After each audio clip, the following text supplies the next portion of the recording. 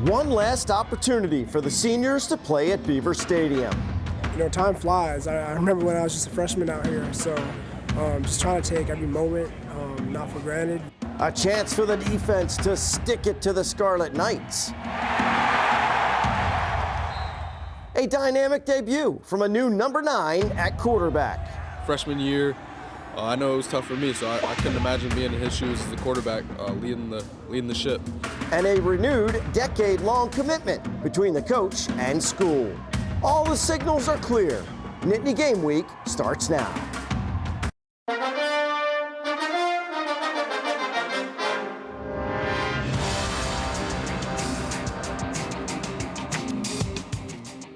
Hello, everyone, and welcome to Nittany Game Week. I'm Todd Sadowski. Thankful to have all of this football brain power to my left, Jay Paterno and Tom Bradley. Hope everyone had a happy Thanksgiving and enjoying a feast of football this weekend. Gotta love this time of the year, guys. Yeah, a lot of, it's football Thursday, football Friday, football Saturday, and then NFL football on Sunday and Monday. And Monday, people are out hunting deer. It's a veritable feast. I'm sure you digest all of it, Tom, don't you? Sure do. All right, very good. So we got some football to talk about with Penn State and Rutgers, defensive domination, very special teams leader, and a new number 9 emerges as quarterback in our opening drive.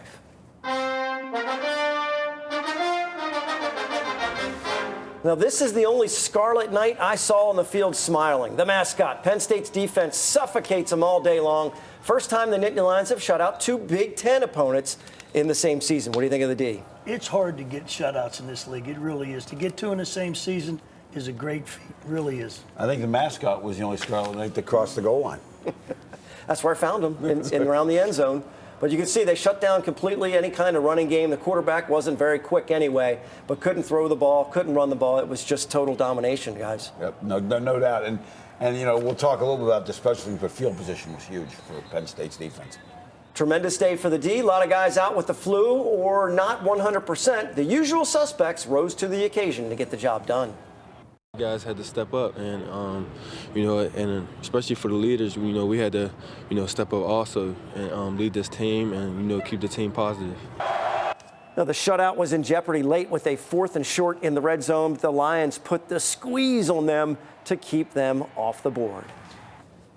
Well, I think one of the things I alluded to it a second ago is the special teams. I mean, there was a lot of punting at one point. We're on pace for 40 combined punts in the first quarter, but Rutgers' average starting field position was inside their own 20, and that's a big deal. That's hard. It's hard to get your thoughts going because even you as being a play caller know inside the 20, you're thinking a little bit different. You don't have that big menu sitting in front of you.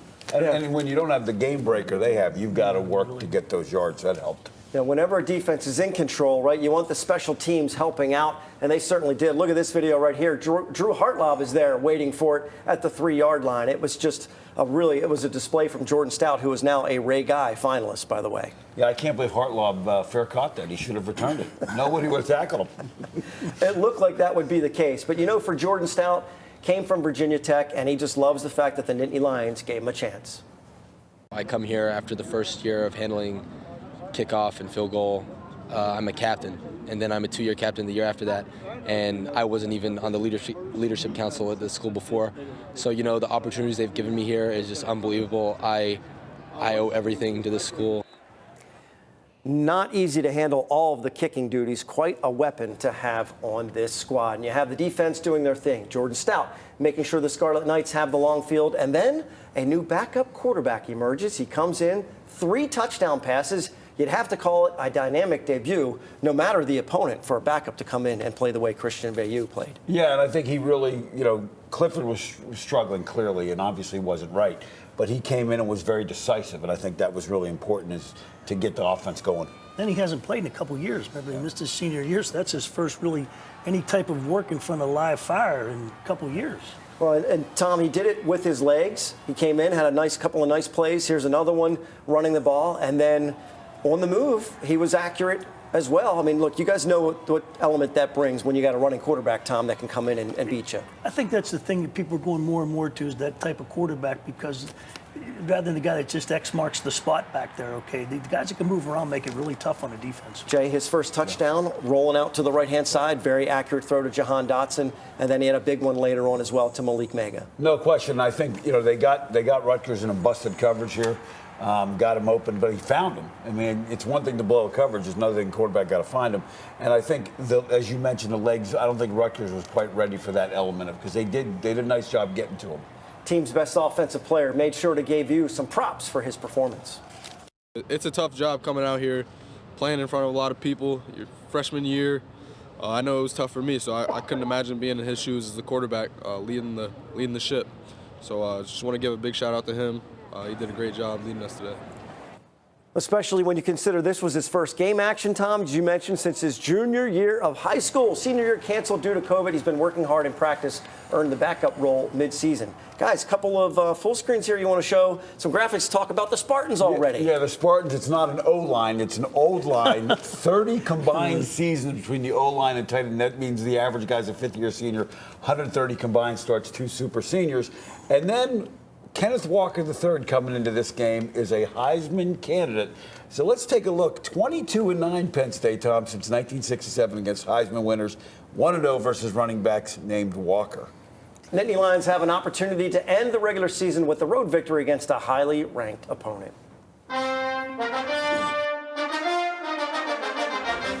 There are plenty of candidates for this week's scrap medal. Only one obvious choice as we honor the passing of a Penn State national champion and courageous fighter, former fullback Steve Smith, who succumbed to ALS at the age of 57 after a long battle.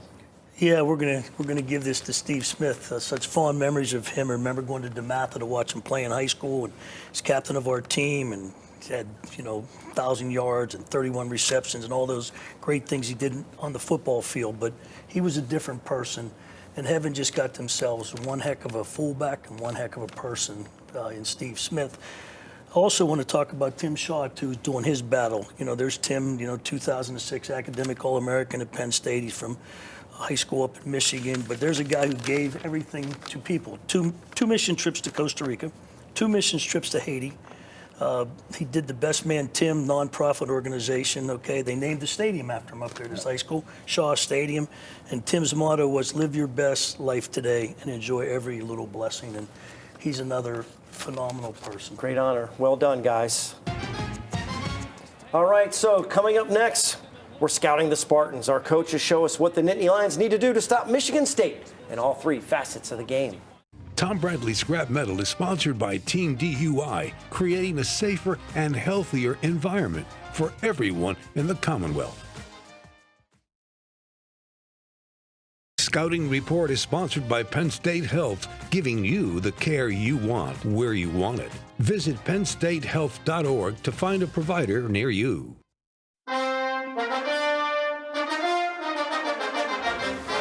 We are back on Nittany Game Week, final regular season game of 2021. Let the Land Grant Trophy jokes begin. It is not a thing of beauty, and a lot of times when you travel to East Lansing, well, neither is the game. What do you see for this matchup with the Spartans, coaches? First of all, we always felt that the Land Grant Trophy, beautiful as it is, should go to the loser of the game, so they have to deal with it for the year. But anyway, let's talk about Michigan State's offense, because this is a really good, dynamic offensive football team, and it starts at the tailback and it starts at the inside run. Tom, talk a little about this. Yeah, you're going to get a little bit of this jet motion just to make sure everybody's linebackers are good, make sure their eyes are clean, and they're going to get off the ball, and they're going to come. This is a veteran offensive line. And you better tackle him because he bounces and goes. Let's talk about the next thing. Not only do they do stuff under center, now they get in the gun, and they're going to run an overstretch with that zone, and you do a great job getting that second level to the linebackers. Talk about that, Tom, as you watch this one. Well, one of the great things you see here is it's just the way he got great vision, acceleration, and one of the things he's got great ball security too if you watch him. Yeah, it's tough to get outside some of those things. Now, once they get you thinking about that, now they're going to come at you with play action. And they've got tight ends, they've got wideouts. The tight end here is a guy named Hayward, who, as we all know, but watch how he gets here. The hard play fake gets those linebackers up and gets a tight end over the top. We better make sure we mention Hayward because Cam will be calling the phone Absolutely. if not. Okay, so anyway, one of the things you see, the linebackers get antsy. Here comes the run. Great back has the ball. They get nervous, and all of a sudden, bang, you hit him with the play action. And when you come up to hit them, you better bring it, as you saw in that play. Now, talking about the next thing, now they're going to do some other things with reverses and play action. Here's a 4th and 1. One thing Mel Tucker has shown is he's going to roll the dice. This is a 4th and 1 play against Michigan, the key spot in the game, where they're faking the run, faking the reverse, and over the top. And Tom, how frustrating is that for a safety when you see all that stuff in front of you? Well, it's crazy because you're standing back here watching, getting it antsy, and you bite on it, and then up over your head. Yep, and this is one of those things. It's a gutsy call on a 4th and 1. So Penn State can't sell out on those 4th and shorts. Now, last but not least, the good old-fashioned flea flicker. Now, this is not a once-in-a-while thing. They've hit this 3 times for 3 touchdowns this year, if I'm not mistaken. Little fake the block and go. And if you don't bite it, they've got a smash concept, cornering a guy underneath on the other side. Yeah, it's interesting this worked 3 times. You might see this once a year somewhere, but they've done it 3 times. Well, they love it. They absolutely love it. And as you can see right here, I mean, there it is. And everybody, all those linebackers, safety step up, and you get the one-on-one over the top, and there you go. And they do it off the zone motion, too, which is interesting, a little different. Absolutely. Now, turning towards their defense, they've had some trouble with the pass. And one of the reasons they've had trouble with the pass is a lot of run-down blitzes. And what's different about them in their run-down blitzes when they bring 6, they play 3 guys deep and 2 underneath, which you can see those orange boxes opens up those zones. So the running backs got to protect, and they get the ball downfield. They've been doing this forever. That 2 under 3 deep has been a staple of Michigan Spartan football for a long time. And again, they're going to make your running backs pick up the pass protection. Talk about the red zone defense. Very good in the red zone. They're very aggressive. They'll bring 7 and play one-on-one. Somebody's got to win a matchup. That's exactly what's going to happen. They're going to have to take their chances down there, and they're going to do it. They're not afraid to do it. They're going to get the matchup they want. Now, let me say this. That secondary is 14th in the Big Ten. Yeah, they've had some troubles. Now, talk about third down problems. You just mentioned that. A lot of matchups when they blitz. And, again, the people have found the weak link. And take a look here at what happens on this one. Again, it's a 3rd down. Comes off the ball. They say, oh, the number 3 guy isn't as good as our number 3 guy. Exactly. They get him. Get the mismatch. And then you talk about special teams, punt return. Jalen Reed is really, really good. First in the Big Ten. They come at you and a lot of speed. If you don't get down there and cover this thing, you're in deep trouble. Going to be an interesting matchup on the special teams. Yeah, especially given the fact that Penn State's so good punting, they're going to try and get that thing. And with that, I punt it over to Todd. Tom said 14th is for the secondary. It's a 14-team league, everybody. That is not really good. Now, 8-4, that record sure sounds better than 7-5, but regardless of this year's record, a significant development for head coach James Franklin. He gets a brand new 10-year contract that now extends to the year 2031. He had multiple years remaining on the previous deal, but a new one has apparently been in the works for a few months. After the Illinois loss, news was reported that Coach Franklin had hired a new agent, Jimmy Sexton, over the summer, so there was definitely motivation on the agent's part to work out a new deal. Franklin's overall record with the Nittany Lions is 67-32. They're 43-12 at Beaver Stadium with 3 undefeated seasons at home. He's guided them to 1 Big Ten championship in 2016, along with Fiesta and Cotton Bowl victories. Time to take a break. When we come back, there have only been 2 Penn State quarterbacks to lead their team to a national championship. We had one earlier this season with Todd Blackledge. The second guy to do it, John Schaefer, joins us next on Nittany Game Week.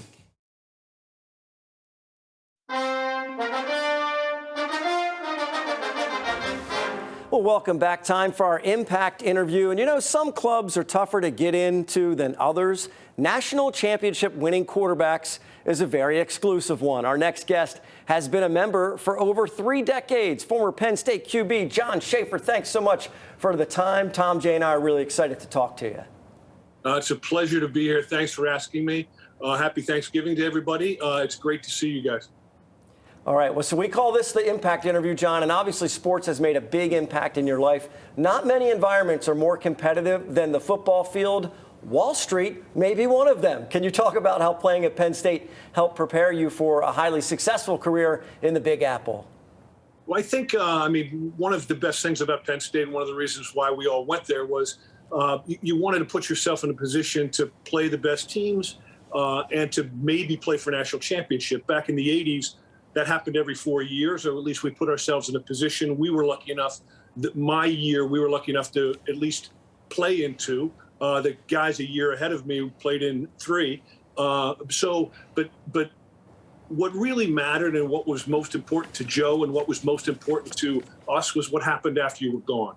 And once you left and once you contributed, it's not so much what you did on the field, although that was important. I think, and one of the reasons why we decided, or why I decided to go there, was I think it was, Joe always said he prepared you for life. And, at 57, 56 years old, I sit here and I still remember what Joe said. I still, preach it. It's still very important in my life. I still appreciate that I had the opportunity to represent the brand of Penn State. So it was a real privilege and honor to go there to play with the people that we played. Working on Wall Street, I will tell you, there was a lot of pressure, and people think that there's a lot of pressure. I've never faced more pressure in my life. Well, number one, than competing for a quarterback position that I thought I had that I didn't have, that I had that I didn't have. So that was difficult. And then playing, I still think the most pressure I ever felt was 2-minute offense, in Beaver Stadium in front of a crowd, playing a key opponent and having to take the ball down the field to win. That's probably the most pressure I kind of have ever felt. Well, John, you came to Penn State from Cincinnati Moeller High School and obviously led to incredible success.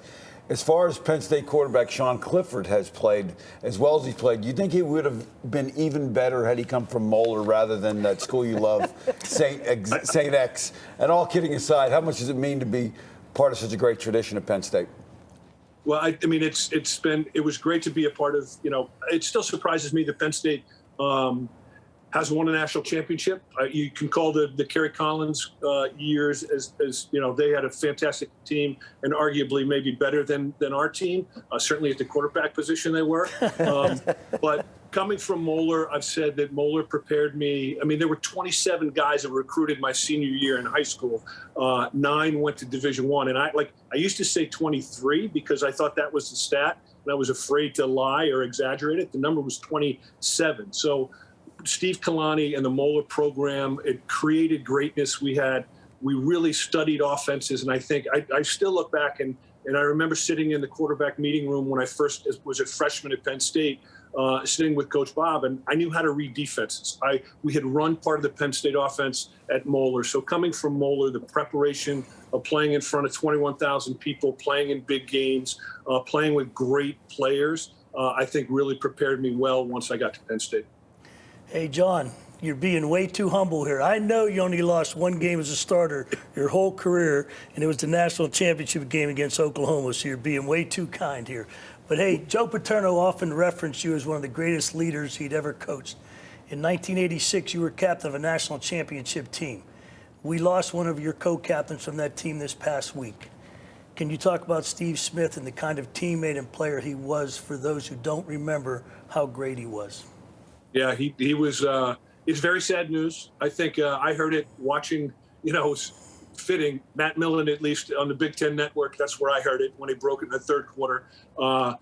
Deepest sympathy to Chi and to Dante and Jasmine and his grandson. I think he battled, man. I think, frankly, if there was ever a player that embodied what a Penn State player was supposed to be, his contributions, post his Penn State days, Steve Smith was that guy. He was a stud. He was a tank. He was a player on the field.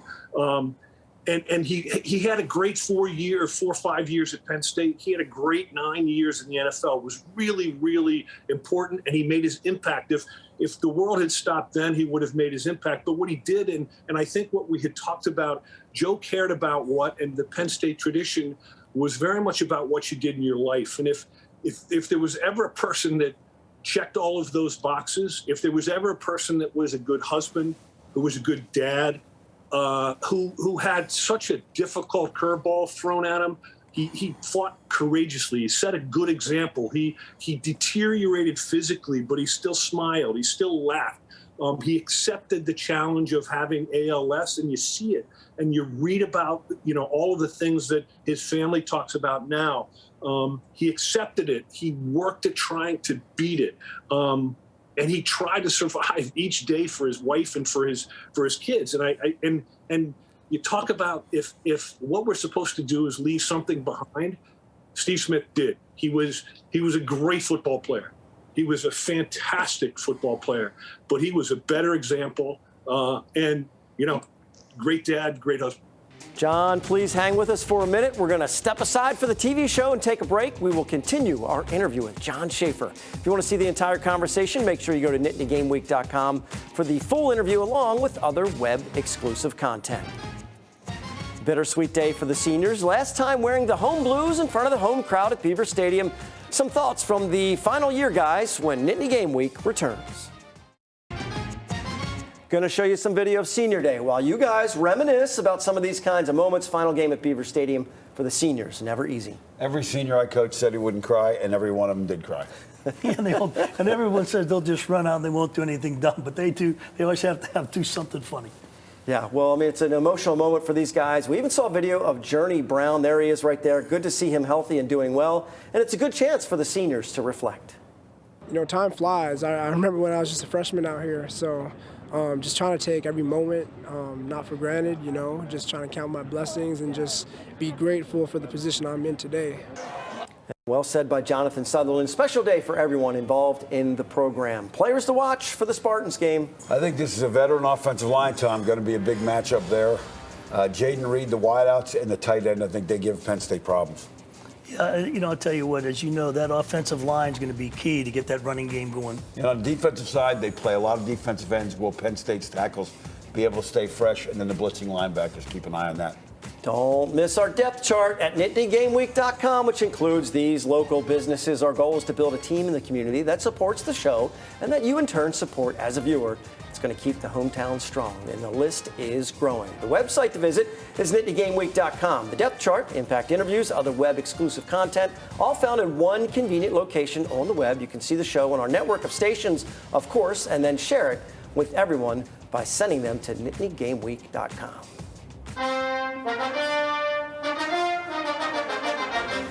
Here we go. One more game left. Bold destination hanging in the balance along with the coveted and beautiful land grant trophy. We Says no one.